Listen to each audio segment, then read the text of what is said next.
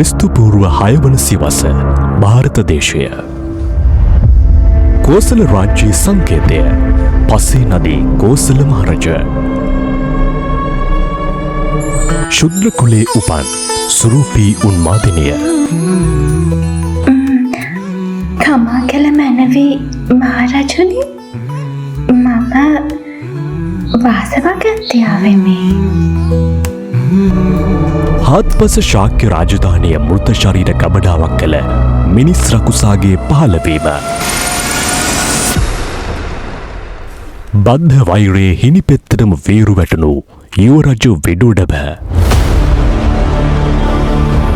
ශාක්‍ය සිංහාසනය රුධිරයෙන් නහවා සිය ආත්ම පලිගැනීමේ පාපිෂ්ඨ චේතනාව පූර්ණ කොට ගැනීමට ඔහු සමර්ථ වේද.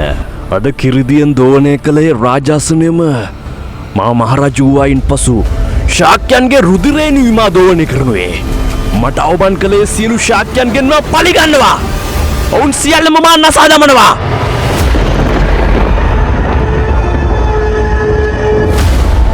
කර්මය දැඩි වූ කල සර්වඥ තථාගතයන් වහන්සේ නමක් නමුදු කෙසේ නම් පාපෙහි දුක් විපාකවලින් සිය ඥාති වර්ගයා මුදවා ගන්නද?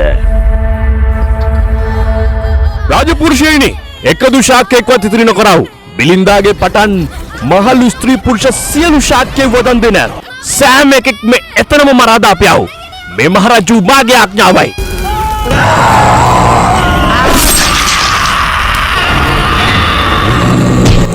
මාන්නයෙන් ඔද වැඩුණු ඔවුන්ගේ වංචාකාර මුග්ධ උපාය නිසාවෙන් ශාක්‍ය රාජධානිය ලේ විලක් බවට පරිවර්තනයට ගත වූයේ නිමේෂයකි.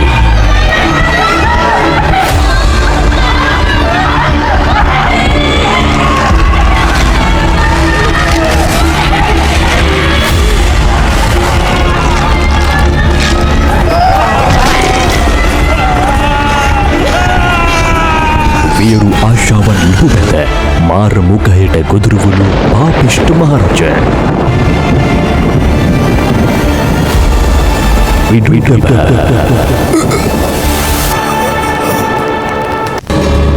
බෞද්ධ සාහිත්‍යයේ එතෙක් මෙතෙක් හදවත් කම්පා කළ රුධිර වියරුවෙකුගේ මහා ශාක්‍ය සංහාරයේ රූපාවලිය ළඟදීම.